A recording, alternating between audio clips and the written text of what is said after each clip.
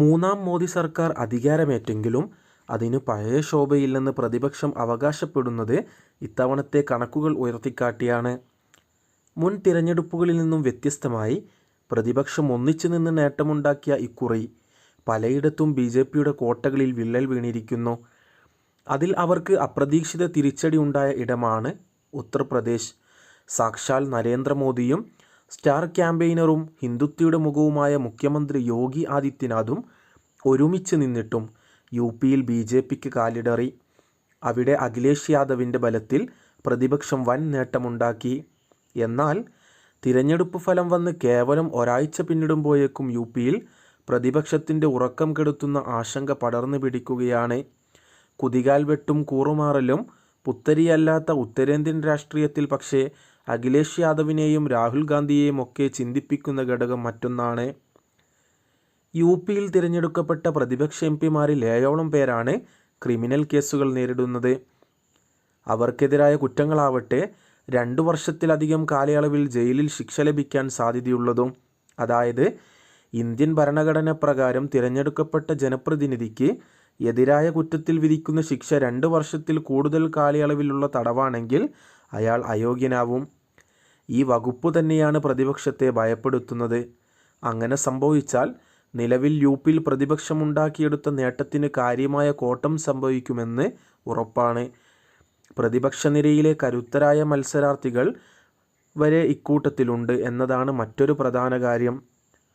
ഗാസിപ്പൂർ മണ്ഡലത്തിൽ നിന്നും വിജയിച്ച അഫ്സൽ അൻസാരി ഇതിനകം ഗുണ്ട ആക്ട് കേസിൽ 4 വർഷം തടവിന് ശിക്ഷിക്കപ്പെട്ടിട്ടുണ്ട്. എന്നാൽ ഇയാളുടെ ശിക്ഷ കഴിഞ്ഞ മാസം അലഹാബാദ് ഹൈക്കോടതി സ്റ്റേ ചെയ്തിരുന്നു. ഇതോടെയാണ് അദ്ദേഹം തിരഞ്ഞെടുപ്പിൽ മത്സരിച്ചത്. ഈ കേസ് വീണ്ടും ജൂലൈയിൽ പരിഗണിക്കും. കോടതി ശിക്ഷ ശരിവെച്ചാൽ അൻസാരിയുടെ പാർലമെൻറ്റ് അംഗത്വം നഷ്ടമാവും. അസംഗഡ് സീറ്റിൽ വിജയിച്ച ധർമ്മേന്ദ്ര യാദവിൻ്റെ പേരിലും 4 കേസുകൾ നിലവിലുണ്ട്. 2 വർഷത്തിൽ കൂടുതൽ ശിക്ഷിക്കപ്പെട്ടാൽ അദ്ദേഹത്തിൻ്റെ അംഗത്വവും നഷ്ടപ്പെട്ടേക്കാം.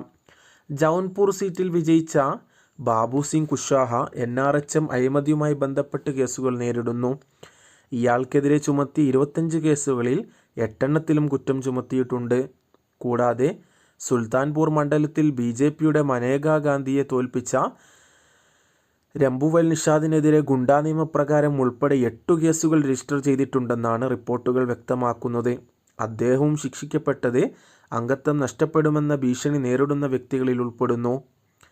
ചൗന്തൌലി ലോക്സഭാ മണ്ഡലത്തിൽ നിന്നും മുൻ മന്ത്രി മഹേന്ദ്രനാഥ് പാണ്ഡെയെ പരാജയപ്പെടുത്തിയ വീരേന്ദ്ര സിംഗാണ് ക്രിമിനൽ കേസുകൾ നേരിടുന്ന മറ്റൊരു MP.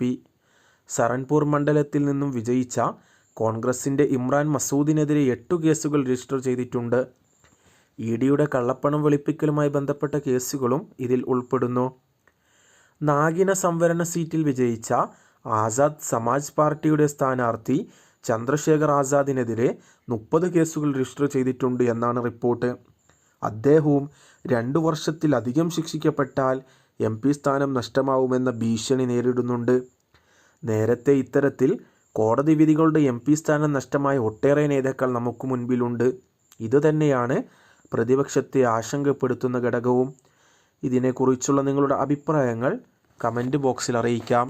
ഇനിയും ഇതുപോലെയുള്ള രാഷ്ട്രീയ വിദ്യാഭ്യാസ തൊഴിൽ വാർത്തകൾ ലഭിക്കുവാൻ വേണ്ടി ചാനൽ സബ്സ്ക്രൈബ് ചെയ്യുക. വീഡിയോ ഇഷ്ടപ്പെട്ടെങ്കിൽ ലൈക്ക് ചെയ്ത് സപ്പോർട്ട് നൽകുക.